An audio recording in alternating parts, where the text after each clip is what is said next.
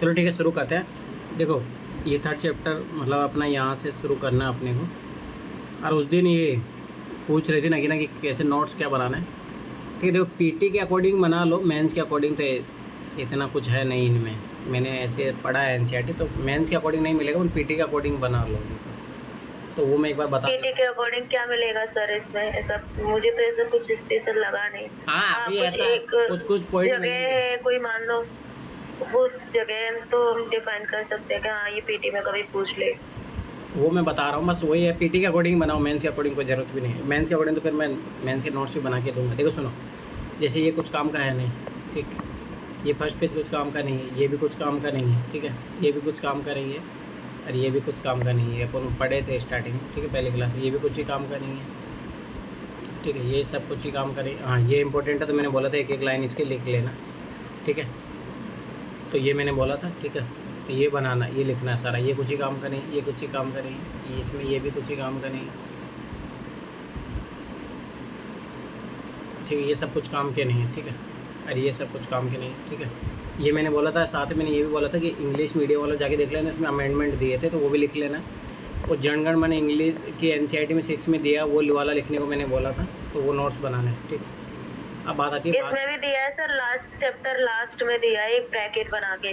Chapter को read करेंगे ना, पूरा क्वेश्चन आंसर दे रखा है, वहाँ पे दे रखा है। अच्छा ठीक है, मतलब जो भी है, मतलब नहीं उसमें जो नीचे जो लाइन दी थी ना 2021 में डायरेक्ट क्वेश्चन पूछा था। अब बात आती है चैप्टर में, चैप्टर में ऐसा कुछ था नहीं कि जो पीटी के अकॉर्डिंग है, ठीक है, परंतु हाँ यहाँ से कुछ क्वेश्चन थे।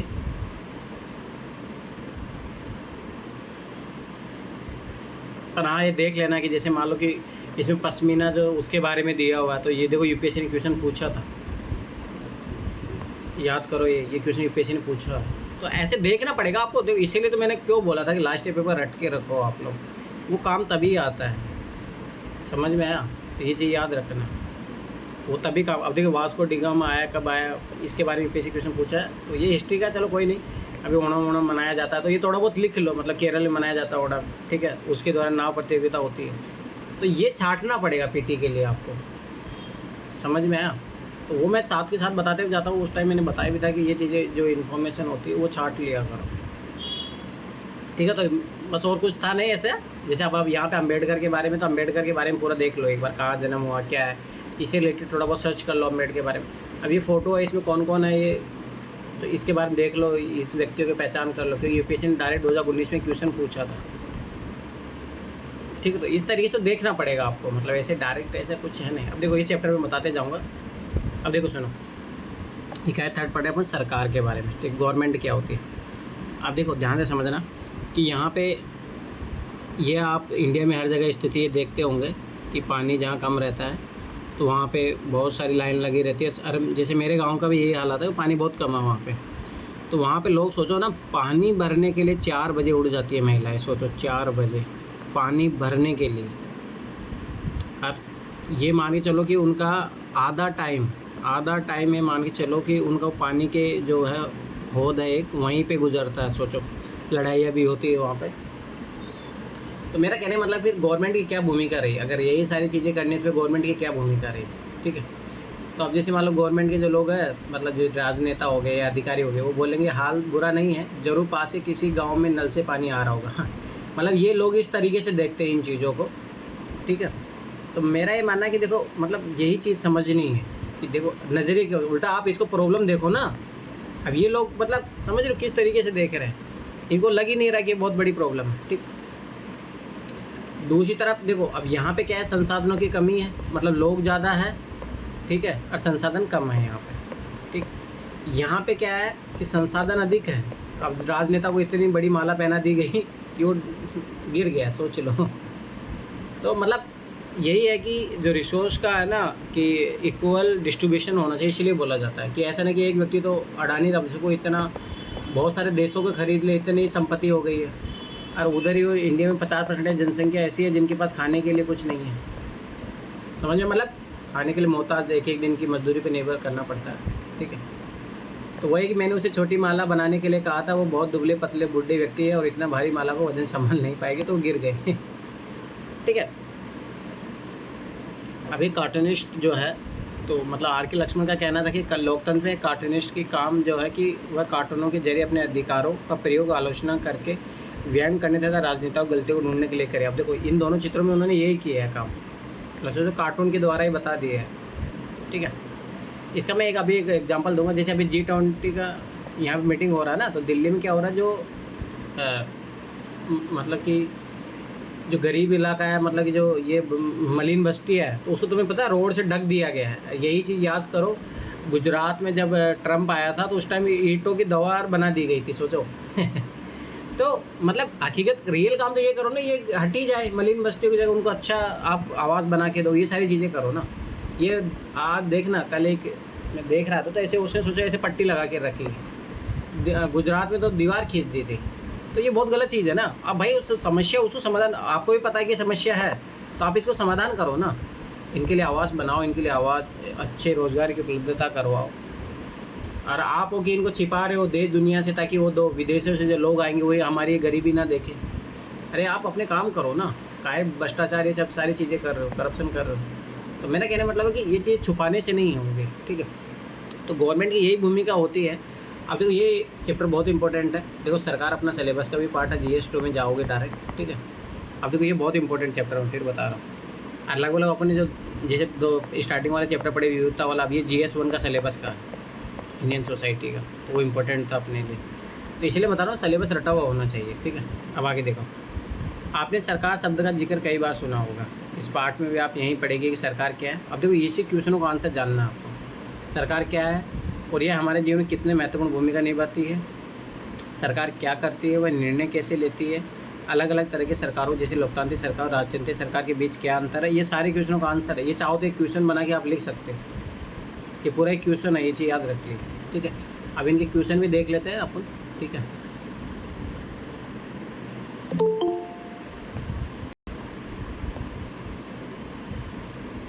ठीक है, अब ध्यान से देखना। फर्स्ट 33 और 34 में मानचित्र को देखिए, इसमें है ना वो मानचित्र दी है और वो देखो उस पर काम करना है। ये क्वेश्चन अच्छा है, इस पर काम करना है। कि भारत के राज्यों और केंद्र शासित प्रदेशों जिलों को दर्शाते इन मानचित्रों और विभिन्न अन्य संसाधनों से निम्न जानकर पता लगा। भारत के पड़ोसी देशों के नाम, अपने राज्य और केंद्र शासित प्रदेश के पड़ोसी के नाम। ये इंटरव्यू में नहीं पूछ लिए जाएंगे, कहीं ना कहीं पूछे जाएंगे, जरूर देख लेना। अपने जिले और उसके पड़ोसी जिलों के नाम और अपने ज़िले से राष्ट्रीय राजधानी जाने वाले मार्ग। अब ये मैप में देख के आपको सीखना है। ठीक, अब आपको ये भी पता होना चाहिए कि कौन सा स्थानीय सरकार का काम होता है, कौन राज्य सरकार का काम होता है, कौन राष्ट्रीय सरकार का काम होता है, ये आपको पता होना चाहिए। ठीक है, जैसे भाई भारत सरकार रूस के साथ मैत्री संबंध बनाए तो ये कौन करेगी, राष्ट्रीय सरकार करेगी। ठीक, सेंट्रल गवर्नमेंट। पश्चिम बंगाल सरकार सरकारी स्कूल में कक्षा 8 में बोर्ड में परीक्षा लेने का निर्णय तो राज्य सरकार का काम है। डिब्रूगढ़ और कन्याकुमारी के बीच में नई रेल सेवाएं, अब तो समझ बात है, 2 राज्यों के लिए तो ये राज्य तो कर ही नहीं पाएगा, राष्ट्रीय करे, केंद्र सरकार करेगी। गाँव में सार्वजनिक कोई किस्ता बन तो ये स्थानीय सरकार करेगी। पटना में बच्चों के लिए बड़ा सा पार्क बनाने निर्णय ये राज्य सरकार करेगी। हरियाणा सरकार किसान मुक्त बिजली निर्णय ये भी राज्य सरकार करेगी। 1000 पे नोट याद रखना कि राष्ट्रीय है। ठीक है, अब बात आती है, कुछ क्वेश्चन इनके दिए हैं, आप सरकार सबसे क्या समझती है, एक सूची बनाई कि इस तरह से सरकार आपको जीवन में प्रभावित करती है। याद करो, अभी वो पढ़ रहे थे वही क्वेश्चन, ये अच्छा क्वेश्चन लिखना चाहिए। लगभग इसमें सारे क्वेश्चन सही है, सारे लिखने चाहिए। सरकार को कानून के रूप में सबके लिए नियम बनाने की क्या ज़रूरत है। ठीक है, मैं ऐसा कर रहा हूँ मर्ज कर ले रहा है इन क्वेश्चनों को, अलग अलग मत लिखना, 2-3 क्वेश्चन मर्ज कर लें। लोकतांत्रिक सरकार के आवश्यक लक्षण क्या है, ये अच्छा क्वेश्चन है। महिला मताधिकार आंदोलन क्या है, इसकी उपलब्धि क्या थी। और गांधी जी का दृढ़ विश्वास है कि भारत में हर एक वैश्य को वोट देने का अधिकार मिलना चाहिए, लेकिन बहुत सारे लोग उनके विचारों से सहमत नहीं हैं। तो सोचो ऐसा क्यों। बहुत लोगों को लगता है कि अशिक्षित लोगों को, जो ज़्यादातर गरीब है, वोट देने का अधिकार नहीं मिलना चाहिए। आपको क्या विचार, आपको लगता है ये भेदभाव का एक रूप होगा। और ये बहुत अच्छा क्वेश्चन है, मतलब आपकी थिंकिंग जो प्रोसेस है उसको डेवलप करेगा। ठीक है, अब देखो, अब ये जो क्वेश्चन जो अपने थे वही खोजने का प्रयास करते हैं। अब देखो ये न्यूज़पेपर की हेडलाइंस है जो आप दिन रात पढ़ते रहते हो। ठीक है, सरकार से कामगारों के अधिकारों की रक्षा की मांग की गई। ठीक है, तो सरकार से की गई है, तो सरकार कौन है, क्या है, यही तो आपको सोचना था। बाढ़ पीड़ितों के लिए सरकार की ओर से राहत सामग्री जो सरकार करती है। ठीक है, अनाज उनाज प्रदान करती है। प्याज की दर में उछाल, सरकार ने प्याज के दाम तय किए। याद करो, जो टमाटर के दाम ज़्यादा हो रहे थे तो सरकार बोले थे इतने ज़्यादा नहीं बेचोगे, ये सारी चीज़ें मुनाफाखोरी नहीं करोगे। सर्वोच्च न्यायालय के लिए 5 और न्यायाधीश सरकार करेगी। ठीक है, कोयला बिजली विभाग के पुनर्गठन पक्ष में सरकार है। ठीक है, तो सरकार ने 15 से अधिक गाँवों को सूखाग्रस्त घोषित किए। मतलब कहने मतलब कि सरकार आपको दिन हर जगह कहीं ना कहीं न्यूज़पेपर में आपको देखने को मिल जाएगी। ठीक है, तो वही है कि अपन ये देखने का प्रयास करेंगे कि सरकार क्या होती है। ठीक है, अब ये चीज़ इसमें एक ही चीज़ बताई गई, पूरा पैराग्राफ है ना, तो ये बहुत इंपॉर्टेंट है, ध्यान से समझना है इसको। आपका आंसर जो क्वेश्चनों का आंसर है ना मिल जाए।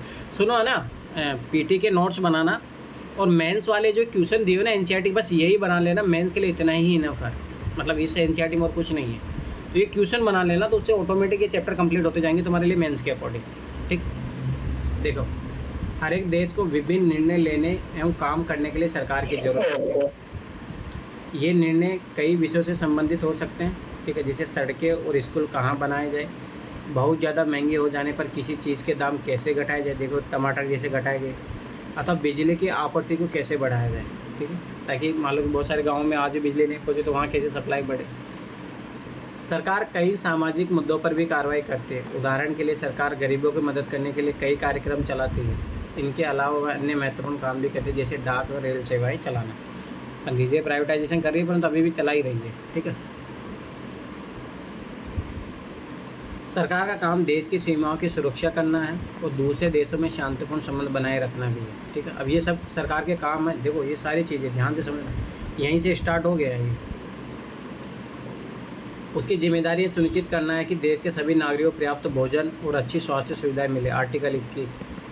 ठीक है, जब प्राकृतिक विपदा घेरती है जैसे सुनामी या भूकंप, तो मुख्य रूप से सरकार ही पीड़ित लोगों को सहायता करती है। अगर कहीं कोई विवाद होता है तो कोई अपराध करता है तो फिर लोग न्यायालय जाते हैं। न्यायालय भी सरकार का अंग है, ये याद रखना है चीज़। डायरेक्ट पीटी में स्टेटमेंट बना के क्वेश्चन पूछ सकता है। सरकार को मतलब ये मत सोचो, सरकार मतलब जो गवर्नमेंट, भाई सुप्रीम कोर्ट भी तो गवर्नमेंट का हिस्सा है ना, इसे याद रखना।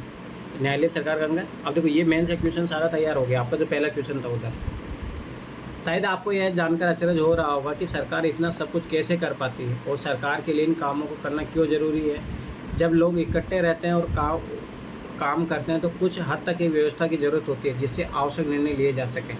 अब स्वाभाविक बात है, सोचो कि इतना बड़ा देश है, आप सोचो कि घर में एक परिवार को चलाने के लिए सोचो कि 10 लोग हैं, अब 10 लोग सब अपने अपने मन के करें तो कभी घर चलेगा, कभी नहीं चलेगा। तो कुछ एक व्यक्ति होना चाहिए जो घर में डिसीजन ले कि किसका क्या काम करना, क्या है, सब कुछ चीज़ें। ठीक है, ये हो सकता है कि सबके सहमति से डिसीजन लिया जाए तो फाइनल डिसीजन ले लो। तो वैसे तो देश को चलाने के लिए सरकार की ज़रूरत पड़ती है। ठीक है, ताकि एक इम्पोर्टेंट डिसीजन लिए जाए।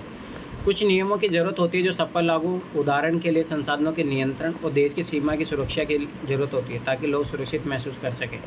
लोगों के लिए सरकार कई तरह के काम करती है, वह नियम बनाती है, निर्णय लेती है और अपनी सीमा में रहने वाले लोगों पर उन्हें लागू करती है, मतलब जैसे कानून बनाना, ये सारी चीज़ें। ठीक है, कुछ उदाहरण जो सरकार के अंग है जैसे सर्वोच्च न्यायालय हो गया, भारत पेट्रोलियम हो गया, भारतीय रेल हो गई। याद रखना, मतलब गवर्नमेंट, जहाँ जो चीज़ प्राइवेट नहीं है वो गवर्नमेंट की है, याद रखना चाहिए। ठीक है, अब देखो सरकार का स्तर, अब देखो सरकार कितने स्तर की हो सकती है। अपन जानते हैं सरकार 3 स्तर की होती है, एक राष्ट्रीय स्तर पर होती है, ठीक है, एक राज्य स्तर पर होती है और एक स्थानीय स्तर पर होती है। ठीक, अब आपको पता है कि सरकार कितनी सारी अलग अलग चीज़ों के लिए जिम्मेदार है, तो क्या आप सोच सकते हैं कि सरकार ये सारे इंतजाम कैसे करती होगी। दरअसल सरकार अलग अलग स्तरों पर काम करती है, स्थानीय स्तर पर, राज्य के स्तर पर, राष्ट्रीय स्तर पर। स्थानीय स्तर का मतलब आपके गांव, शहर या मोहल्ले से है, मतलब वही ग्राम पंचायत और नगर पालिका। राज्य स्तर का मतलब है जो पूरे राज्य को ध्यान में रखे, जैसे हरियाणा या असम सरकार की जो पूरे राज्य में काम करती है, मानचित्रों को देखे। राष्ट्रीय स्तर की सरकार का संबंध पूरे देश से होता है। इस किताब में आप आगे चलकर पढ़ेंगे कि स्थानीय सरकार कैसे काम करती है और आगे की कक्षा में राज्य और राष्ट्रीय स्तर पर सरकार के कामों के बारे में जानकारी मिलेगी। ठीक है, अब देखो ये मैप है ना, अब ध्यान से समझो। अब मैं देखो इस मैप को तुम्हें यूज़ करना सिखाता हूँ। देखो जैसे वो अपन आज पहला क्वेश्चन ने पढ़ा था कि कौन कौन से पड़ोसी देश है। देखो पाकिस्तान हो गया, ठीक है, भारत का पड़ोसी, चीन हो गया, बांग्लादेश हो गया, ठीक है, इधर म्यांमार हो गया, ठीक है, श्रीलंका हो गया, ठीक है, तो ये अपने पड़ोसी देश हो गए। ठीक है, अब ध्यान से समझो, इस मैप को स्टडी करो, याद करो। 2018 का क्वेश्चन आया था एक कि जस्ट जो दिल्ली है ना, दिल्ली, देखो ये रहा दिल्ली, यहाँ से जस्ट इसके लैंगिट्यूड पे कौन सा है जो इसको जस्ट यहाँ पे मिलता है, तो देखो बेंगलोर, ये आंसर था। उसमें ऑप्शन दिया था एक तो हैदराबाद, ठीक है, और उसमें था एक नागपुर था, ठीक है, और एक भोपाल था। तो याद रखो, देखो भोपाल थोड़ा अलग है पर जस्ट इसके पूरा सेम डिक्टो जो मिलता है बेंगलोर मिलता है। तो ये क्वेश्चन पूछा गया था। ठीक, एक बार हैदराबाद मिल सकता है आंसर है सर। हाँ हैदराबाद मेरे को कैंसिल। अरे बेंगलोर है, कहाँ सो रहे हो तुम? 2018 की क्वेश्चन है, जाके उठा के देखो। दिल्ली पे हैदराबाद में हो जाएगा ना हैदराबाद तो। अरे देखो ना, इधर ये डायरेक्ट ऐसे मिल रहा है साथ सीधा। ये देखो भोपाल थोड़ा अलग पड़ जाता है, ठीक है। एक बार क्वेश्चन आया था, देखो मैं बता रहा हूँ कि इंडिया का मैप कितना इंपॉर्टेंट है, इससे बहुत सारी बार यूपीएससी में क्वेश्चन पूछे हुए हैं, ठीक। अब ध्यान से एक बार आया था चेन्नई और बेंगलुरु में, कौन नॉर्थ में है? चेन्नई और बेंगलोर में कौन नॉर्थ में है, मतलब सबसे ऊपर कौन है इन दोनों में से? अब देखो, ये देखोगे तो सिमिलर सा ही है दोनों। ये कब आया था क्वेश्चन, कब देखा तुमने? आया था ये, कब आया था बताओ तो सही मुझे। मेरे को नहीं, वो नहीं हो जाएगा। मुझे जहाँ तक याद है 2011 से लेके तो 2011 के 1995 से मुझे याद अच्छे तरीके से नहीं है। नहीं तो फिर हाँ पीसीएस में आया हुआ, ठीक है। सुनो, ऐसे अगर वैसे देखे तो बेंगलोर है इससे ऊपर देखोगे तो आप, ठीक है। तो ये तो यहाँ पे रह जाता है, ठीक है। जो भी मतलब मेरा कहने का मतलब है, इस मैप का अच्छे से स्टडी कर लेना, ठीक है। अब देखो ध्यान से सुनो, एक क्वेश्चन आया था कि भारत का सबसे ईस्ट का जिला, पूर्व का जिला कौन सा है, मतलब राज्य कौन सा है। देखो अरुणाचल प्रदेश। और सबसे पश्चिमी पूछा था, पश्चिमी कौन हो गया, गुजरात, ठीक है। याद करना, ठीक। एक बार क्वेश्चन पूछा था कि एक राज्य की स्थिति दे दी गई थी और उसको बोला था कि उसका जो अक्षांश है वो राजस्थान से होकर गुजरता है। अब देखो अरुणाचल प्रदेश के बारे में बोला था क्वेश्चन, देखो अभी राजस्थान से गुजर रहा है, ठीक है। तो ये मेरा कहना मतलब कि आपको ये चीज़ें मतलब ये पता होनी चाहिए, ठीक है। दूसरी बात, ठीक है, अब जैसे मान लो कि आपका राष्ट्रीय राजधानी से दिल्ली है, ठीक है। अब जैसे मान लो कि जैसे राज्य राजस्थान, अब ये कितने राज्यों से मिलकर बना है। ये कर्क रेखा, ये क्वेश्चन ये आया था, कर्क रेखा कितने राज्य से गुजरती है, तो 8 राज्यों से गुजरती है, ठीक है। अभी देख लो कहाँ कहाँ से गुजरती है। देखो ये रहा कर्क रेखा, तो dot dot dot dot line है ना, देखो मिजोरम से गुजरती है, ठीक है, ध्यान से समझना। त्रिपुरा से गुजरती है, ठीक है। वेस्ट बंगाल से गुजरती है, ठीक है। सर इसकी ट्रिक है, मित्र पर गमछा चार। और जो ट्रिक है मित्र पर, हाँ, गमछा झार, ठीक है। मतलब जो भी है वो ट्रिक से आप याद करते हो, बढ़िया बात है, ठीक है। अरे क्या ना, मैंने ट्रिक वाली एक पीडीएफ शेयर की थी, देखना वो पूरा पॉलिटी याद करवा देगा आपको। ट्रिक वाली पीडीएफ शेयर की थी मैंने, एक बुक लिया था मैं। हाँ सर मैंने देखी है, हाँ वो बहुत इंग्लिश में है सर। हाँ वो बहुत अच्छी बुक है, वो आराम से पूरा पॉलिटी याद करवा देगा आपको, ठीक है। ठीक है, अब देखो झारखंड से गुजरता है, ठीक है। उसके बाद में छत्तीसगढ़ से गुजरता है, भोपाल से गुजरता है, याद रखना राजस्थान से भी गुजरती है कर्क रेखा, और फिर उसके बाद में गुजरात से गुजरती है। तो 8 स्टेट हो गए, गुजरात, राजस्थान, एमपी, छत्तीसगढ़, झारखंड, वेस्ट बंगाल, त्रिपुरा और मिजोरम, ठीक है। तो ये चीज़ पता होनी चाहिए। दूसरी बात आपको मतलब पता होना चाहिए कि हिमाचल की किस किस से बॉर्डर मिलती है, किससे नहीं मिलती है, क्या है, सब कुछ ये चीज़ें पता होनी चाहिए। अब देखो ये एनसीईआरटी अपडेटेड है, इसमें देखो मैप अपडेट किया गया, ठीक है। मतलब मेरा कहना मतलब है कि दूसरी बात देखो, अब जैसे अंडमान निकोबार द्वीप समूह है, यहाँ पे देखो ये पोर्ट ब्लेयर यहाँ पे है, ठीक है। ये पता होना चाहिए, बंगाल की खाड़ी है, ये अरब सागर है, ठीक है। इधर ये लक्षद्वीप पता होनी चाहिए, ठीक है।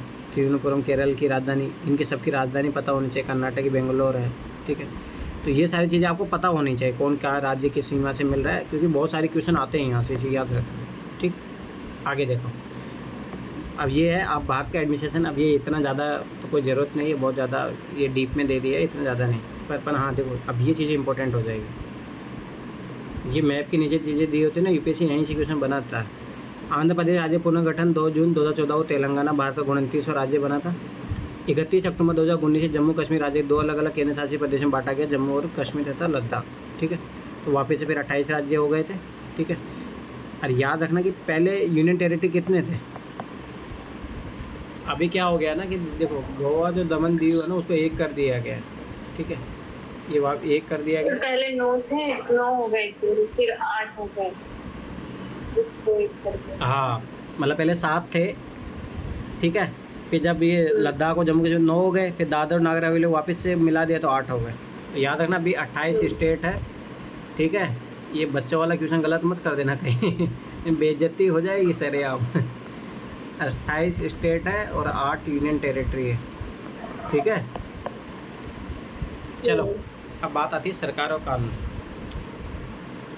देखो सरकार कानून बनाती, पता है इसी के लिए संसद बनी है, ठीक है। अब देखो सरकार, याद रखना, सरकार को माइंड में ये रखो कौन कौन सी सरकार, जो पहले राष्ट्रीय स्तर पर, फिर राज्य स्तर पर, स्थानीय सरकार जो है, ठीक है। सरकार का मतलब ये है, सरकार मतलब ये मत समझना, ठीक। ओनली संसदीय, विधानसभा कानून बनाती है, ग्राम पंचायत वो भी कानून बनाती है वहाँ के एडमिशन को संभालने के लिए, ठीक है। अब देखो, सरकार कानून बनाती है और देश में रहने वाले सभी लोगों को कानून मानने होते हैं। केवल यही वह तरीका जिसे सरकार काम कर सकती है। सब ऐसी बात, अगर सरकार के निर्णय को नहीं मानोगे, तो जैसे ना, जैसे गेबन में अभी हुआ, तो वहाँ पे क्या हुआ कि सरकार को तख्ता पलट कर दिया गया, हटा दिया गया, भाई हम नहीं मानेंगे इस सरकार का। तो सोचो, जब तक लोग मान रहे हैं तब तक सरकार है नहीं मानने लगे तो क्या ही सरकार है। सरकार के पास जैसे कानून बनाने की ताकत होती है, वैसे ये ताकत भी होती है कि लोगों को कानून मानने के लिए बाध्य करें। तो समझ में, इसीलिए क्या होता है, पुलिस इन्फॉर्मेंस जो होता है, ये पुलिस ही तो करती है कि उसको अप्लाई करती है, ब्यूरोक्रेट होते हैं, ठीक है। उदाहरण के लिए कानून है कि गाड़ी चलाने वालों के पास लाइसेंस होना चाहिए, ठीक है। अगर कोई लाइसेंस के बिना गाड़ी चलाते हुए पकड़ा जाए तो उसे जेल की सज़ा काटनी पड़ती है, जुर्माना भरना पड़ता है। तो यह क्या लागू करने के लिए फोर्सेबल तरीका होता है कानून का, ठीक। आप ये सोचो कि किसी दूसरे कानून को लेकर विचार कीजिए कि लोगों को उसे मानना क्यों ज़रूरी हो जाता है। जैसे मान लो कि 18 वर्ष में महिलाओं की शादी करना चाहिए।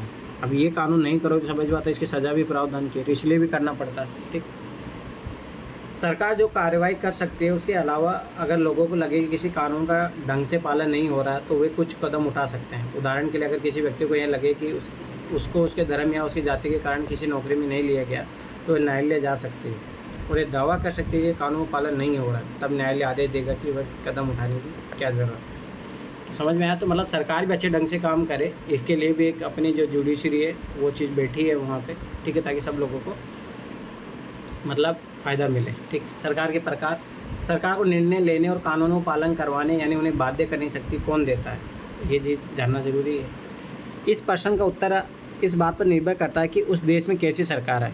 अगर लोकतंत्र में तो लोग ही सरकार को यह शक्ति देते हैं, लोग ऐसा चुनाव के माध्यम से करते हैं, वे अपनी पसंद के नेता को वोट देकर चुनते हैं, ये अपन जानते हैं कि स्वाभाविक सी बात है, ठीक है।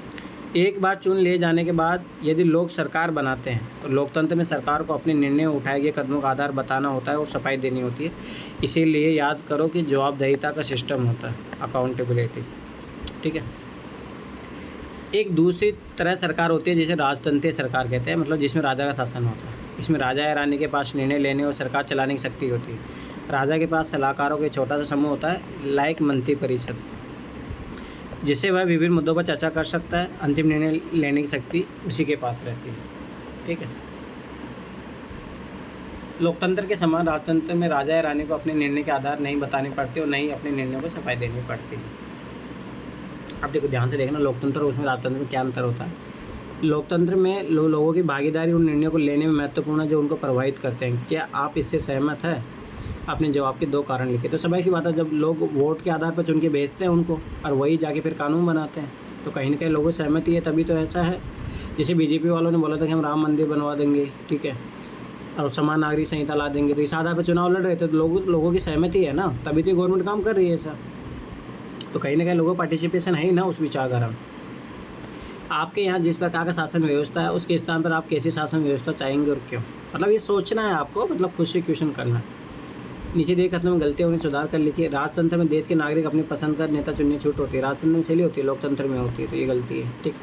लोकतंत्र में एक राजा के पास देश पर शासन चलाने, राजतंत्र में होती है, ठीक। राजतंत्र में राजा रानी द्वारा लिए गए निर्णयों पर लोग प्रश्न उठा सकते हैं, वहाँ प्रश्न उठा ही नहीं सकते हैं क्योंकि वहाँ पे अकाउंटेबिलिटी का सिस्टम नहीं है, ठीक है, अपन डेमोक्रेसी में है, ठीक।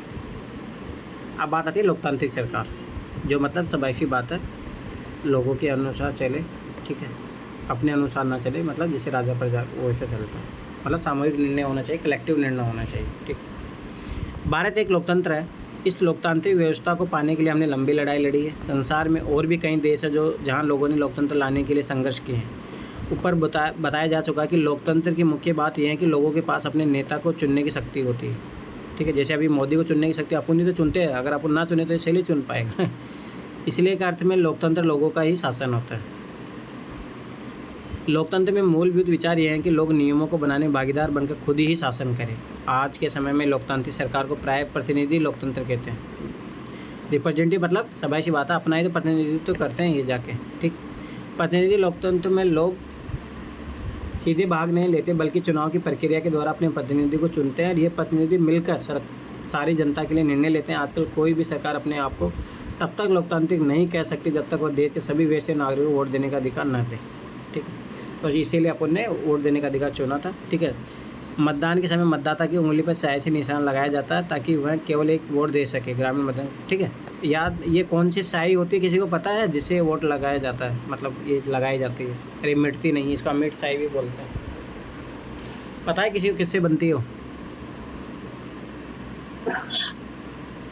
इंक की तो होती है शायद। हाँ नहीं सर, किसी कुछ खास चीज होती है लेकिन याद नहीं आ रही। अमोनियम नाइट्रेट ऐसा कुछ होता है किसकी, देख लेते एक बार, मतलब छोटे मोटे एग्जाम में पूछ लेते हैं, चल छोड़ो। लेकिन हमेशा ऐसा नहीं था कि क्या आप विश्वास कर सकते हैं कि एक समय ऐसा था जब लोकतांत्रिक सरकारें औरतों और गरीबों को चुनाव में भाग नहीं लेने देती थी। याद करो अंग्रेज़ों के टाइम तक महिलाओं को राइट्स दिए गए थे 1919 में या 35 में दिए थे, बताओ कब दिए थे? 1935 में दिया था, याद करना, महिला को वोट देने का। अपने शुरुआती दौर में सरकारें केवल उन्हीं पुरुषों को वोट देने देती थी जो पढ़े लिखे थे और जिनके पास अपनी संपत्ति होती थी। इसका मतलब था कि औरतें, गरीबों और अशिक्षितों को वोट देने का अधिकार नहीं था। ऐसी स्थिति में देश उन्हीं नियमों के सहारे चलते थे जो एक गिने चुने पुरुष बनाते थे। तो स्वाभाविक सी बात है, वो अपने फ़ायदे के बारे में सोचेंगे ना, इन लोगों के बारे में क्यों सोचेंगे? समझ में आया? ठीक है, इसलिए ज़रूरी हो जाता है कि सब लोग, इसीलिए दो ना, आज कहीं ना कहीं है ना, जो जिस तरीके सरकारें अपन देखते हैं, करप्ट लोग वहाँ पहुँचते हैं। इसका सबसे बड़ा कारण पता क्या है? जैसे अपनी मतदाता प्रतिशत देखो अपना कितना रहता है। दिल्ली में सोचो 55% ही था। सोचो, उल्टा एक अपेक्षा की जाती है कि एजुकेशन बढ़ेगा तो मतदान प्रतिशत बढ़ेगा, ये गलत साबित हुआ। दूसरी बात, उड़ीसा उधर देखो, वहाँ 65% महिलाओं ने पार्टिसिपेट किया वोट में।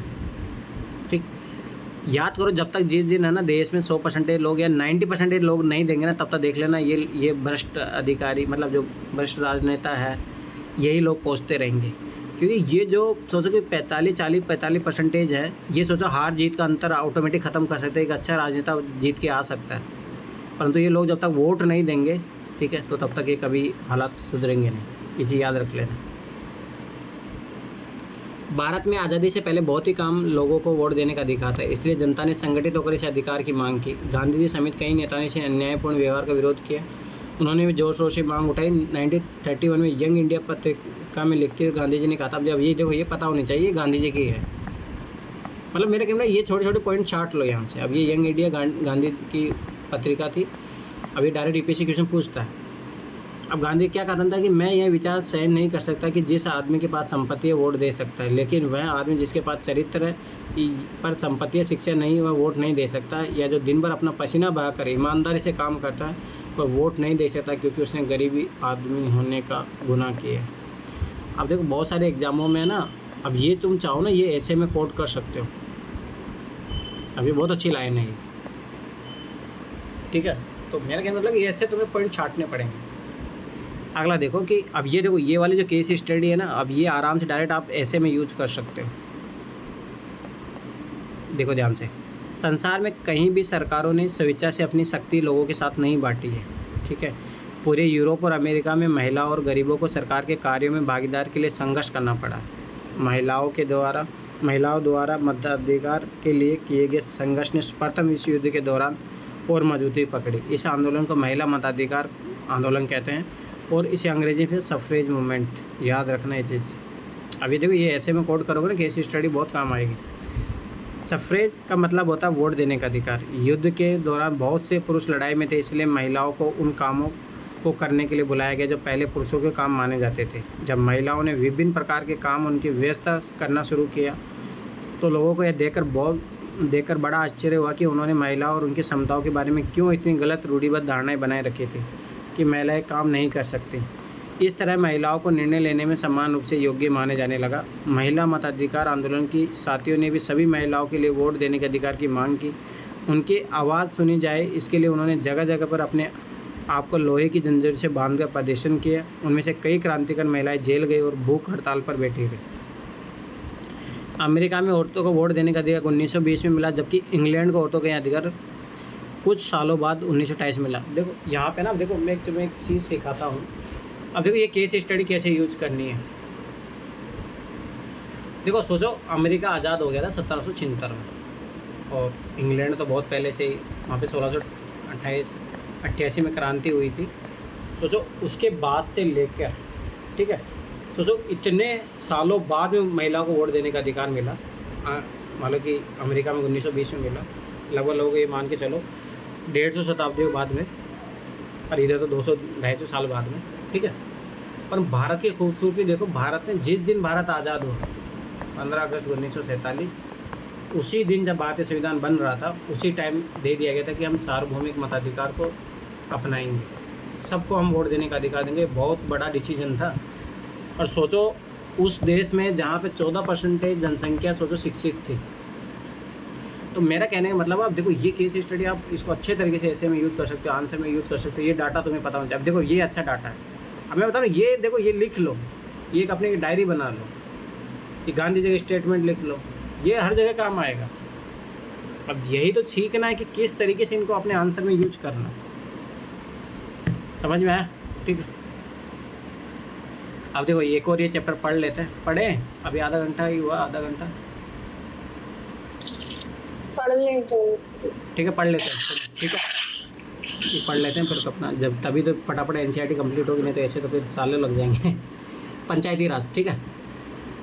अब देखो पंचायती राज के बारे में पढ़ना अपने को, यहाँ पे दिया हुआ, मतलब स्थानीय सरकार और प्रशासन, ठीक है। अब देखो ये इमेज देखो, मतलब ध्यान से समझना। ये जो ग्राम सभा की मीटिंग हो रही है उसकी एक इमेज है ये, ठीक है। ये गांव में मान लो कि जो भी मान लो, देखो कितना सिस्टमेटिक तरीके से बनाया गया, मतलब कैसे वहाँ के ग्राम पंचायत काम करती है, खेती का मूल्यांकन करना, कितनी खेती हो रही है, क्या है, सब कुछ चीज़ें, ठीक है। पुलिस थाना, वहाँ पे जाके आप कंप्लेन कर सकते हो, उस तरीके से एडमिनिस्ट्रेशन सब कुछ बता दिया गया इसमें, ठीक। अब बात आती है पंचायती राज। तो पंचायती राज, अब देखो ये क्वेश्चन बहुत इंपॉर्टेंट हो जाता है। अब ये जो, अब देखो सुनो ध्यान से समझना, ये जो सारा चैप्टर है ना, इसी क्वेश्चन का आंसर देने के लिए प्रयास करेगा। लोग जब अपना प्रतिनिधि चुन लेते हैं तो उसके बाद क्या होता है, ठीक है। ग्रामीण क्षेत्र में चुने गए प्रतिनिधि द्वारा निर्णय कैसे लिए जाते हैं। यहाँ हम ग्राम सभा को देखेंगे जिसमें लोग प्रत्येक रूप से भाग लेते हैं और अपने प्रतिनिधियों से जवाब मांगते हैं, ठीक है। अब देखो यहाँ पे यही कर रहे हैं, लोग जवाब मांग रहे हैं। जो पंच पटेल सरपंच जो चुना है, भाई तुमने क्या काम किया ग्राम सभा की बैठक में, ठीक है। अब देखो इसे क्वेश्चन देख लेते हैं अपन, ताकि समझ में आ जाएगी चैप्टर में अपने को क्या जानना है। हरदास गांव के लोग किन समस्याओं का सामना कर रहे थे, ठीक है। उन्होंने अपनी समस्या सुलझाने के लिए क्या किया। तो मतलब कैसे लोग अगर पार्टिसिपेट करें तो कैसे सिस्टम अच्छे तरीके से काम कर सकता है, उसका एग्जाम्पल है। आपके विचार में ग्राम सभा क्या, मैं तो अब ये अच्छा क्वेश्चन ये लिखना चाहिए। क्या आपको लगता है कि सभी लोगों को ग्राम सभा बैठक में भाग लेना चाहिए और क्यों? अब मैं समझ में वही बता रहा हूँ, जब तक पार्टिसिपेट नहीं करोगे ना, तब तक इस देश में शासन, देखो यही तो गलती है। अपन बोलते हैं कि राजनेता करप्ट होते हैं, ये होते हैं। बात है कि आपने जब वोट दिया तब सोचा, आप ग्राम सभा बैठक में जा रहे हो, ठीक है। तो जब सभी बात है, वोट नहीं दोगे, ग्राम सभा बैठकों में बैठोगे नहीं, तब तक कैसे देश सुधरेगा। अपने क्षेत्र, अपने पास ग्रामीण क्षेत्र में पंचायत द्वारा किए किसी काम का उदाहरण लीजिए और निम्नलिखित बातों पता कीजिए। ये काम क्यों किया गया, पैसा कहाँ से आया, काम पूरा हुआ है नहीं। अब देखो ये कितनी अच्छी चीज़ें सिखाई गई है। अगर ये चीज़ें पता हो तो देश में भ्रष्टाचार होगा, कभी नहीं होगा। ग्राम सभा ग्राम पंचायत के बीच क्या फ़र्क है, तो ये क्वेश्चन, इन दोनों क्वेश्चन को मर्ज कर लेना एक साथ, ठीक है, एक साथ लिख लेना इसको, ठीक है। किसी न्यूज़पेपर के दिया है, चोकुला सिरू सड़क पर एक गांव है निमोन, दूसरे गांव की तरफ पिछले कई महीनों से इस गांव में पानी की बहुत कमी चल रही है। गांव वाले अपनी ज़रूरतों के लिए टैंकरों पर निर्भर है। इस गांव के भगवान महादेव लाड 35 वर्ष को 7 लोगों ने मिलकर डंडे लोहे की छड़ से बहुत पीटा। इस घटना को पता तब चला जब कुछ लोग बुरी तरह से घायल लाड को इलाज के लिए अस्पताल लेकर आए। पुलिस की रपट लाड ने लिखवाया कि उस पर हमला तब हुआ जब उसने टैंकरों पानी टंकी में भरने पर जोर दिया था। टंकी निमोन ग्राम की पंचायत की जल आपूर्ति योजना के तहत बनाई गई ताकि पानी का समान रूप से वितरण हो। परंतु लाड का आरोप था कि उच्च जाति के लोग इस बात के खिलाफ थे कि टैंकर पानी पर दलित जाति को अधिकार नहीं मानते थे। सोचो ये 2004 की घटना, रियल घटना है ये। भगवान लाड को पीटा क्यों गया था? क्या आपको लगता है कि ये भेदभाव का मामला है? क्यों नहीं, सीधा सीधा है। जल संरक्षण उसके फायदे विषय में जानकारी इकट्ठी कीजिए, तो ये भी अच्छा क्वेश्चन है, ठीक है, लिखा जा सकता है। अब देखो ध्यान से देखना, अब इसको समझ में आ गया कि अपने को इस चैप्टर में ये आंसर फाइंड आउट करना है। अब देखो आज का दिन बड़ा खास है, सभी लोग जल्दी जल्दी ग्राम सभा के लिए जा रहे हैं। क्या आपको पता है क्यों? क्योंकि पंचायत के चुनाव के बाद आज पहली बार ग्राम सभा की बैठक हो रही है। हरदास गांव के लोग ये जानने के लिए बहुत उत्सुक कि नई पंचायतें उनके लिए क्या योजनाएं बनाएंगी। अब ध्यान से समझना, देखो ग्राम सभा ये यूपीएससी बहुत बार यूपीएससी क्वेश्चन पूछती है। ग्राम सभा जैसे मतलब पहली बात ये पता होना चाहिए, ग्राम सभा के सदस्य 18, जैसे आप मतदाता सूची में आपका नाम लिस्ट हो जाता है तब आप उसका सदस्य बन जाते हो, याद रखना। तभी ऐसा नहीं 18 की एज होगी तो आप ग्राम सभा सदस्य बनोगे, नो, मतदाता लिस्ट में आपका नाम होना चाहिए। ग्राम सभा एक पंचायत के क्षेत्र में रहने वाले सभी वयस्कों की सभा होती है, ठीक है।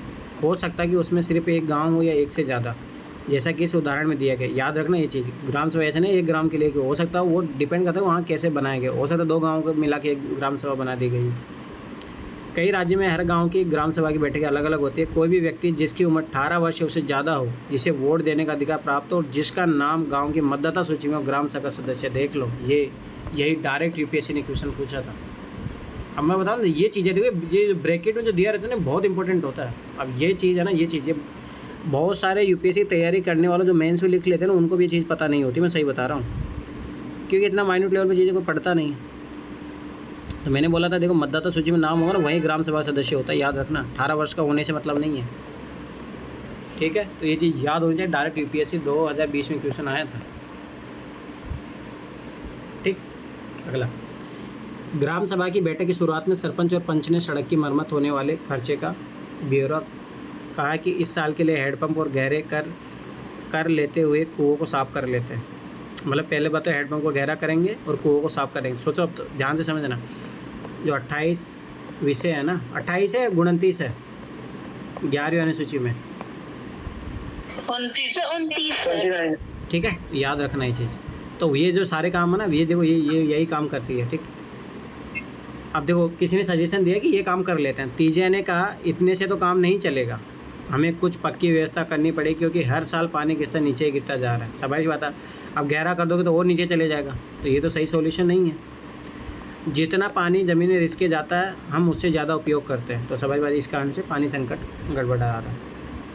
ग्राम सभा के एक दूसरे सदस्य अनवर ने तब सबको बताया कि अब देखो मेरा कहने मतलब कि देखो कितना मतलब एनसीईआरटी भाई इतना ब्रिलियंट लोग बनाते हैं। हम सोचो ये बातों ही बातों में आपको ये सिखाना चाह रहे हैं कि अगर आप पार्टिसिपेट करते हो ग्राम सभा में, देखो अब किसी ने ये पॉइंट ऑफ दिया, तीजा ने ये बोला, अनवर ये बोल रहा, तो अब स्वाभाविक बात है जब ये तीजे अनवर वहाँ पार्टिसिपेट ही नहीं करते, ये थॉट कहाँ से आते हैं। और जब ये थॉट नहीं आते तो जो उनका मन था, सोचो ध्यान से समझो, सरपंच और पंच उसको उनका क्या था भाई, उसके हैंडपंप को गहरा कर दो, कुओं को साफ कर दो। तो सोचो फिर ये डिसीजन कहाँ से आता है, ये रैशनल डिसीजन कहाँ से आते हैं। तो ये कब आएगा, जब लोग पार्टिसिपेट करेंगे। जब तक आप पार्टिसिपेट नहीं करोगे तो स्वाभाविक सी बात है कभी चेंजेस नहीं आएगा। इसीलिए बोलते हैं ना कि आप उन्हें चाहते हैं कि नहीं युद्ध में अपन पार्टिसिपेट भी ना करें और युद्ध अपन जीत जाए, तो ऐसा कभी होगा, हारोगे आप। वैसे आप चाहते हो कि राजनीति में राजनेता जो इतने करप्टिव लोग हैं ये लोग नहीं जाए, तो स्वाभाविक जब तक आप पार्टिसिपेट नहीं करोगे राजनीति में तो तब तक ये लोग वैसे ही रहेंगे।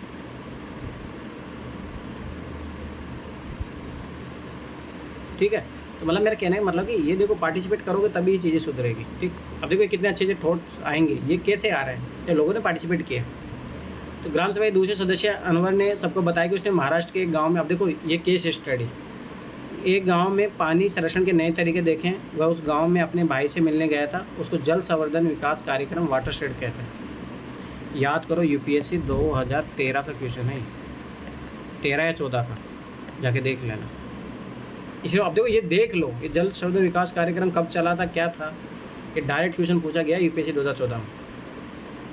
अब मैं इसीलिए बताऊँ, देखो मुझे जैसे पेपर याद है ना, आप लोगों को पेपर याद होने चाहिए, तभी जो पढ़ते हो ना उसका फ़ायदा उठा पाओगे, नहीं तो कोई मतलब नहीं है। फिर तो चाहे आप पढ़ते रहो, मैं सही बता रहा हूँ ना, बिना सिलेबस और बिना लास्ट ईयर पेपर याद किए आप पढ़ाई कर रहे हो ना, तो गधे की तरह वो मतलब मेहनत करना कोई मतलब नहीं है। ये चीज़ याद रख लो, फिर करते रहो मेहनत, तो कोई मतलब ही नहीं निकलेगा।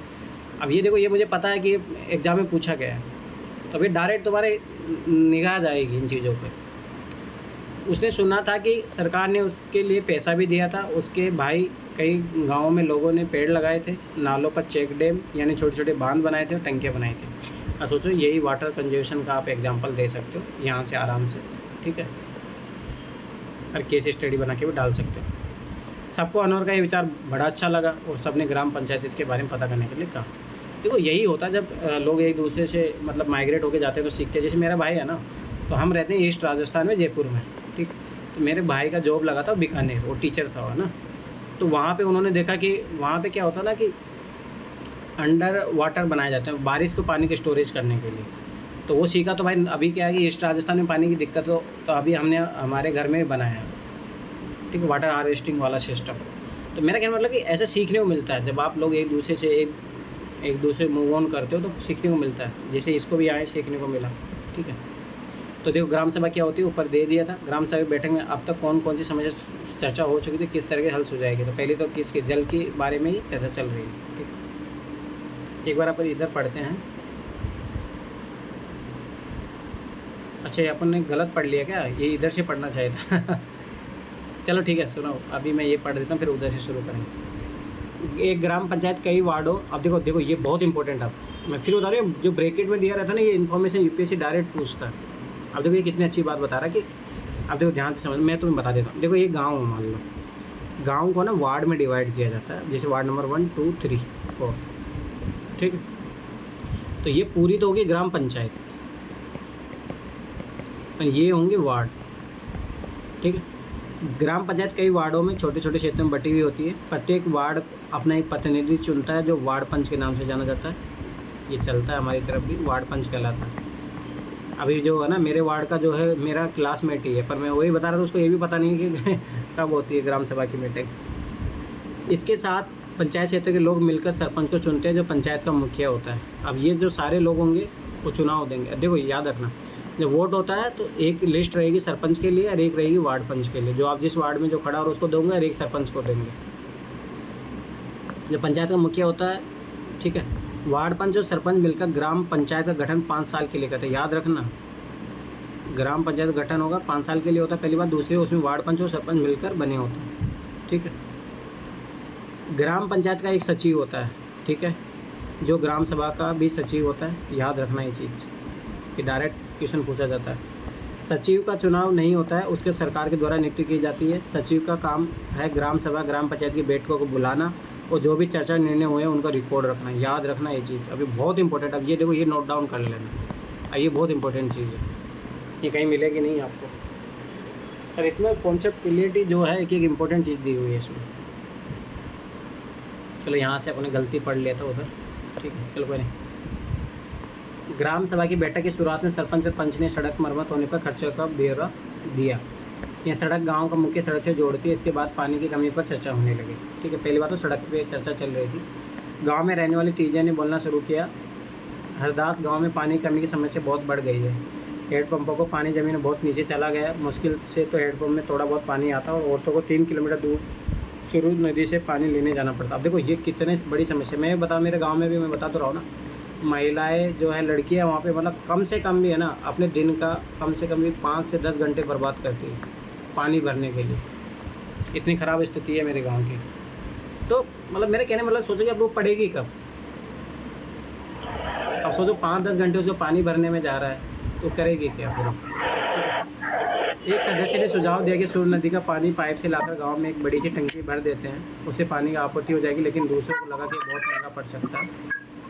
उन्होंने कहा कि साल के लिए हेडपम्प और गहरे कर लेते हैं, कुओं को साफ कर लेते हैं, ठीक है। तो फिर ये अपन ने सारा देखा ही था, ठीक है। तो अब देखो उसमें सबने पहले तीजे ने क्या एग्जांपल दिया कि भाई गहरा करने का मतलब है ना कि पानी का लेवल है ना बहुत नीचे चलता जा रहा है। तो इसमें अनुवर ने फिर एग्जांपल दिया कि वाटर शेड वाला कार्यक्रम ऐसा कुछ करो, आप छोटे छोटे बांध बनाओ, चेक डैम बनाओ, ठीक है। तो ये चीज़ ज़्यादा और अच्छे तरीके से इफेक्टिव रूप से काम करेगी। ये साइलेंट करो, किसका आवाज़ आ रहा है, किसका आवाज़ आ रहा है, साइलेंट करो अपनी तरफ से।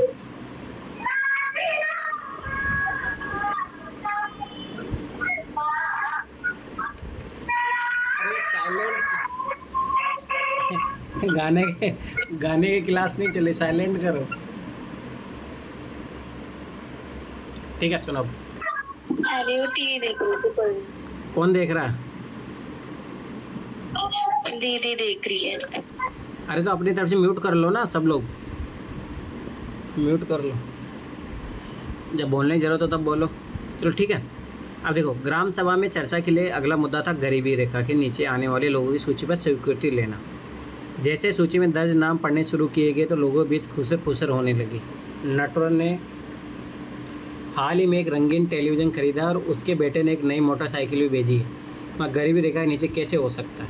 सूरजमल ने अपने पास बैठे आदमी से धीरे से कहा। अब देखो कितनी अच्छी बात है, मतलब इसमें कितना अच्छे तरीके से बताया गया है कि अगर आप पार्टिसिपेट करते हो तो करप्शन होता है कि मतलब जो ऑलरेडी जो बेनिफिटेड है उनको जो नहीं मिलना चाहिए, ठीक है, उनको मिल रहा है, जिनको मिलना चाहिए नहीं मिल रहा है।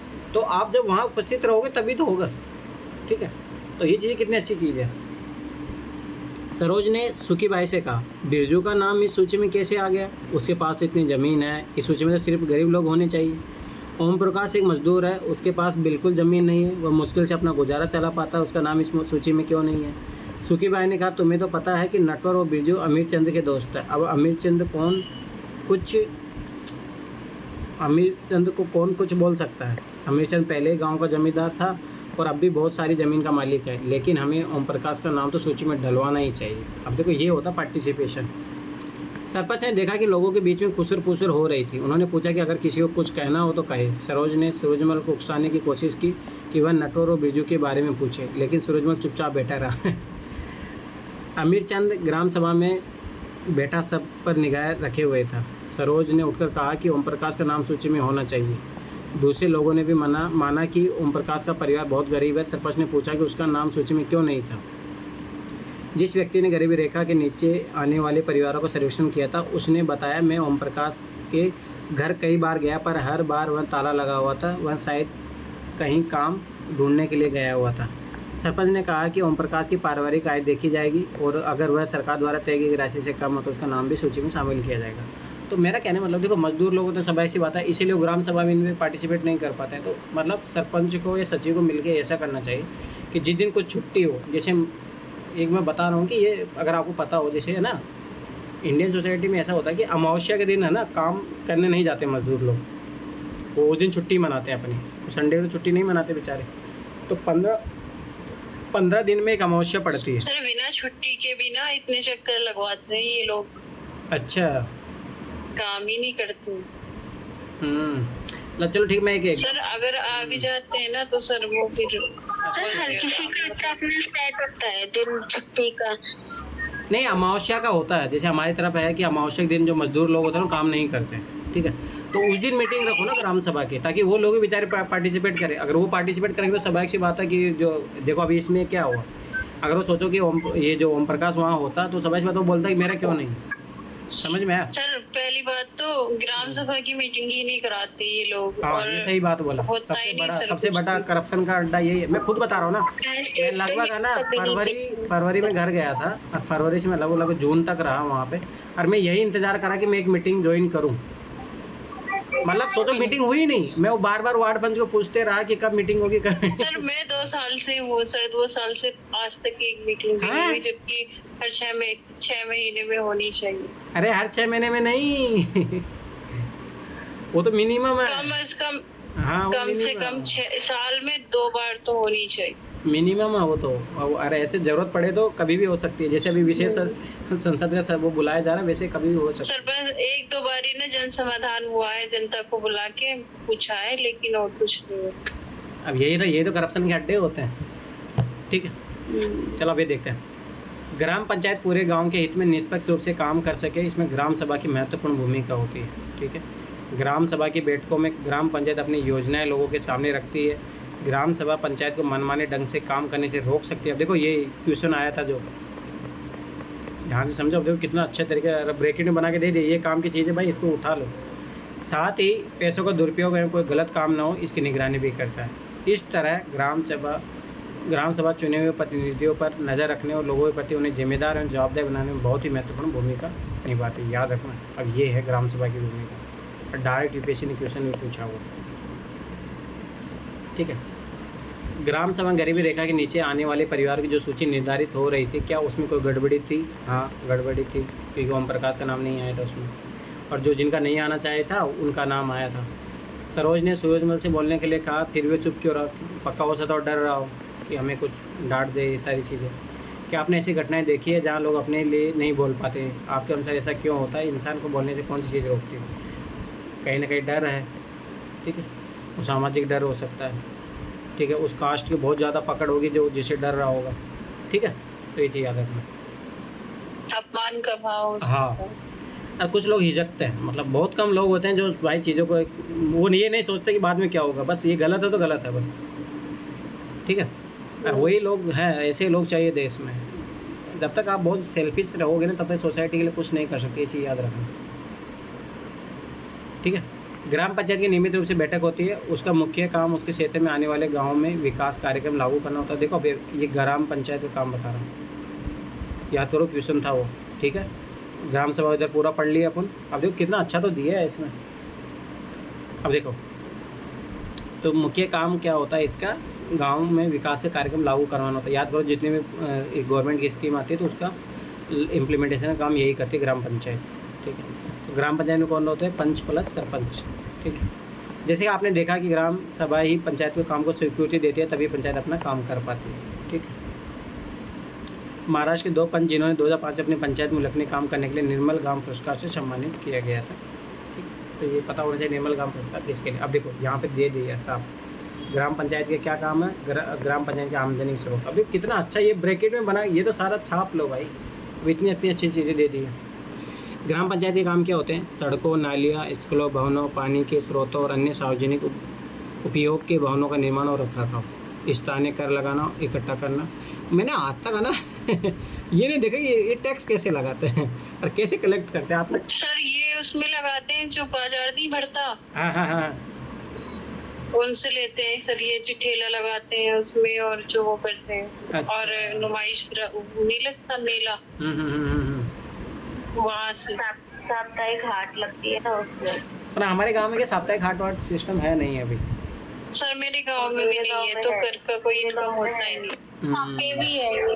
तो वही ना, इसीलिए दिखता नहीं है ना टैक्स सिस्टम इनका, ठीक है। गांव के लोगों को रोजगार देने संबंधी सरकारी योजनाएं लागू करना, जैसे मनरेगा हो गया वैसे, ठीक। ग्राम पंचायत की आमदनी के स्रोत क्या होते हैं, घरों में बाजारों पर लगाए जाने वाले कर से मिलने वाली राशि, जैसे आप बता रहे हो। घरों पे कब लगता है, मेरे तो आज तक नहीं ठीक है। चलो, विभिन्न सरकारी विभागों द्वारा चलाई गई योजनाओं की राशि जो जनपद एवं जिला पंचायत द्वारा आती है, ठीक है। याद रखना, जिला पंचायत वहाँ से पास होकर फिर आती है। समुदाय के काम के लिए मिलने वाले दान, तो हाँ डोनेशन तो होता ही है जिससे काम होता है, ठीक। अब देखो ध्यान से देखना, कुछ राज्य में ग्राम सभाएं काम करवाने के लिए समितियां बनाती हैं। उदाहरण के लिए निर्माण समिति, मान लीजिए गांव में एक सामुदायिक केंद्र का भवन बनाना है, तो यह काम निर्माण समिति करेगी, तो बहुत अच्छी बात है। अब देखो ये सजेशन दे सकते हो कि ऐसा हर जगह लागू होना चाहिए। जैसे मान लो कि जैसे देखो ध्यान से समझो, केंद्र में जो सरकार है, अब देखो ये भी अपने डिपार्टमेंट बना के रखते हैं, मिनिस्ट्री बना के रखते हैं, गृह मंत्रालय, वैसे यहाँ पे भी तो होना चाहिए ना पंचायत में। इससे क्या ना कि काम अच्छे तरीके से होंगे। इन समितियों में कुछ सदस्य ग्राम सभा के होते हैं और कुछ पंचायत के, ये दोनों मिलकर गाँव के विकास के लिए काम करते हैं। चलिए देखते हैं हरदास गाँव ने पंचायत में क्या क्या काम किया। अब देखो कितना अच्छा सजेशन है ये। इंटरव्यू के लिए मतलब यही बता देखो, NCERT आपको मैं पक्का बता रहा हूँ, PT के लिए भी तैयार कर देगी, मेंस के लिए भी तैयार कर देगी और इंटरव्यू के लिए अलग से कहीं जाने की जरूरत है नहीं। अभी देखो कितना अच्छा सजेशन दिया है इन्होंने, कितना इफेक्टिव रूप से काम करेंगे। हरदास गांव के ग्राम सभा में पानी की समस्या को सुलझाने के लिए जो विकल्प दिए गए थे, क्या वे आपको याद है? याद करो, वाटर हार्वेस्टिंग, ठीक है, चेक डैम बनवाना, ठीक है, तो ये सॉल्यूशन थे वहाँ पे। जब हरदास ग्राम पंचायत की बैठक हुई तो कुछ पंचों ने इस मुद्दे को दोबारा उठाया। इस बैठक में सरपंच, पंच और सचिव उपस्थित थे। याद रखना कि ये उपस्थित होना जरूरी है। पंचायत के सदस्यों ने पहले एक कुआं साफ करने और 2 हैंडपंपों को गहरा करने के विकल्प पर सोच विचार किया ताकि गांव को पानी के बिना न रहना पड़े। सरपंच ने सुझाव दिया कि चूंकि पंचायत के पास हैंडपंप की देखरेख के मद में कुछ पैसा है, सो उन्हीं पैसों के इस काम में लगाया जा सकता है। इस पर सभी सदस्य मान गए। सचिव ने उनके निर्णय को रजिस्टर में दर्ज करा लिया। देखो सबसे बड़ी इंडिया में दिक्कत ये भी है, क्या होता है कोई चीज़ है ना किसी विशेष पैसों के लिए आती है, मतलब और उसको उसी पे खर्च करना होता है, इसके कारण में ना बहुत ज़्यादा करप्शन होता है। परंतु दिक्कत ये भी है कि अगर उसको डाइवर्ट कर दिया जाए तो और ज़्यादा करप्शन हो जाएगा तो मतलब ये बहुत दिक्कत है, इसलिए सरकारी कामों में जो डिले होता है यही तो कारण है।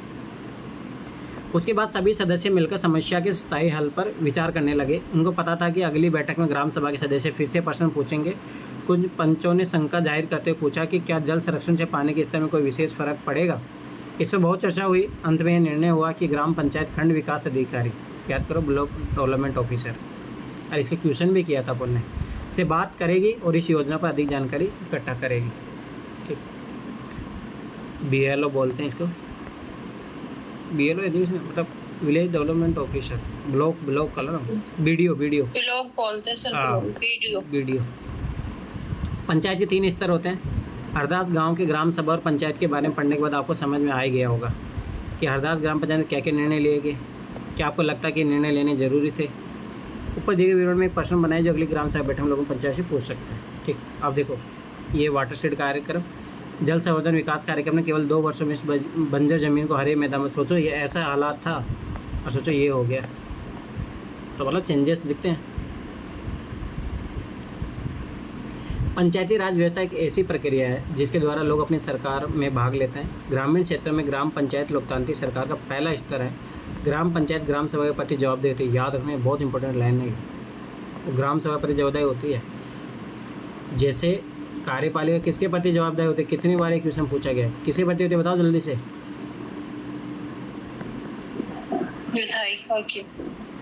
विधायिका या मान लो लोकसभा। ठीक है, मतलब जो मेनली है तो होती है विधायिका के प्रति होती है। ठीक है, वैसे ही जो ग्राम पंचायत होती है किसकी होती है? ग्राम सभा की, याद रखना। ग्राम सभा, क्योंकि देखो ग्राम पंचायत ग्राम सभा प्रति जवाबदेही होती है क्योंकि ग्राम सभा लोग उसको चुनते हैं। ठीक, देखो ये इंपॉर्टेंट लाइन है, अब इसको लिख लो। ग्राम सभा में वो लोग आ जाएंगे जिनका मतदाता सूची में नाम है। हाँ, वो तो मैंने स्टार्टिंग में बताया था ना। वो सभी लोग ग्राम सभा के सदस्य हो जाए। एक बड़ा डायलेमा ये भी था मेरा क्या मतदाता सूची में आज तक नाम नहीं जुड़ा तो मैं क्या सर? मेरा आज तक नाम नहीं जुड़ा है मतदाता सूची में। ग्राम सभा के सदस्य नहीं हो फिर आप। अरे यही तो दिक्कत थी है ना। लोकसभा चुनाव के पहले ये काम किया जाता है सर, वो अभी आपका। अरे बात ये ना, मैं यहाँ रहता हूँ ना, दिक्कत यही है, मैं यहाँ रहता हूँ, चुनाव जब होते हैं तब तो सुनो तो सीरिया ना अब मुझे दिक्कत ये लग रही थी कि भाई सभा की बात है, मैं ग्राम, अब ये किसी को पता तो नहीं होगा मोस्टली, पर पता नहीं, मान लो किसी को पता लग गया और वो मेरे को बाहर मालूम मैंने क्वेश्चन किया वहाँ जाके ग्राम सभा में और मेरे को भगा दिए तो तो ये भी एक दिक्कत थी, इसलिए भी है ना मैं थोड़ा डर रहा था। तो फिर मैंने क्या किया ना, सबसे पहले अपना मतदाता सूची में जाके नाम जुड़वा के आया। पर ना वो ऑनलाइन प्रोसेस के थ्रू करवाया था, सोचो 2022 में करवाया था, आज तक भी नहीं आया मेरा मतदाता सूची। पैसे भी चले गए और वो आज तक भी बन के नहीं आया मेरा। 1 वोट का नुकसान हो गया। अब देखो ये सिस्टम है इंडिया में, मतलब सोचो मैंने पहले अप्लाई किया, मतलब 1 साल हो गया, आज 1 साल से ज़्यादा क्या 1.5 साल 2 साल होने आए पर आज तक कभी नहीं हुआ। ठीक है, पंचायती राज व्यवस्था तो ये अपने देख लेते, ग्राम सभा लोग उसको चुनते हैं इसलिए उसके प्रति जवाबदेही होती है, तो ये इंपॉर्टेंट लाइन है। पंचायती राज व्यवस्था में लोगों की भागीदारी 2 और स्तरों पर होती है। ग्राम पंचायत के बाद दूसरा स्तर विकास खंड का होता है, याद रखना, इसीलिए पंचायती राज 3 स्तरीय होती है। ठीक है, याद करो, इसीलिए अपने जो कमेटियाँ पड़ी थी। ठीक है, तो दूसरा होता है विकास खंड। ठीक है, ब्लॉक वाला जो होता है, इस जनपद पंचायत या पंचायत समिति कहते हैं। ठीक है, याद रखना, इसी को जनपद पंचायत को पंचायत समिति याद करो। ऐसा क्वेश्चन देखे थे अपन उधर PCS में। एक पंचायत समिति में कई ग्राम पंचायतें होती है। पंचायत समिति के ऊपर जिला पंचायत या जिला परिषद होती है। यहाँ तीसरा स्तर होता है जिला परिषद, एक जिले के स्तर पर विकास की योजनाएं बनाती है। पंचायत समिति की मदद से जिला परिषद सभी पंचायतों में आवंटित राशि के वितरण की व्यवस्था करती है। तो ये बहुत ज़रूरी है समझना कि कैसे काम होता है। संविधान में दिए हुए निर्देशों के आधार पर देश के हर राज्य ने पंचायत से जुड़े कानून बनाए, इसलिए इस पंचायत संबंधी कानून हर राज्य में कुछ अलग हो सकते हैं। इसके पीछे मुख्य विचार यही कि अपने गाँव की व्यवस्था में लोगों की भागीदारी बढ़े और उन्हें अपनी आवाज़ उठाने के लिए ज़्यादा से ज़्यादा मौके मिले। अपने अधिविका निवेदन करेगी किसी चुने गए प्रतिनिधि जैसे पंच, सरपंच, जनपद या जिला परिषद के सदस्यों को कक्ष में आमंत्रित करके उनके काम और जिम्मेदारी पर बातचीत करें। चलो हो गया काम। ठीक है, तो अब लगभग ये गांव का प्रशासन बचा है। तो ये कल तो नहीं, कल क्लास करोगे? ले देना सर। हाँ सर बिल्कुल, जितनी जल्दी NCERT खत्म होगी उतनी अच्छी है हम लोगों के लिए। चलो ठीक है, तो कर लेंगे फिर कल क्लास। ठीक है, चलो लगभग 1 घंटा लगा। और किसी को डाउट हो तो पूछो। तो नहीं ना, आप समझ में आया क्या नोट्स बनाना क्या नहीं बनाना? आपस में इतनी अच्छी चीज़ें तो दी है, वो तो लिखो ही, वो तो बहुत ये चीजें सर मैंने निकाली थी, मैंने भी यही निष्कर्ष निकाला था कि मेंस के लिए इम्पोर्टेंट है, पीटी के लिए तो हार्डली एक दो वर्ड ही निकल के हाँ, आए, जैसे पीटी के लिए कुछ कुछ चीज़ें निकलेंगी। हाँ, पीटी के लिए कुछ कुछ चीज़ें निकलेंगी, पर इंटरव्यू के लिए इनके लिए सब कुछ चीज़ें निकलेंगी, ठीक है, तो वो चीज़ याद रखना। मेंस के लिए तो बहुत इम्पोर्टेंट है। और हाँ। एक पैराग्राफ से दूसरे पैराग्राफ में पहुंच रहे हैं तो कैसे चेंज कर रहे हैं। हाँ, वो एनसीईआरटी नहीं पढ़ोगे तब तक समझ नहीं पाओगे वो चीज़ें, आपकी भाषा शैली भी इम्प्रूव होगी, ठीक है। चलो तो एंड करते हैं, फिर कोई डाउट हो तो पूछो, नहीं तो फिर एंड करते हैं, फिर अब सीसेट वाला शुरू करेंगे, ठीक है। चलो ठीक है, तो फिर आना।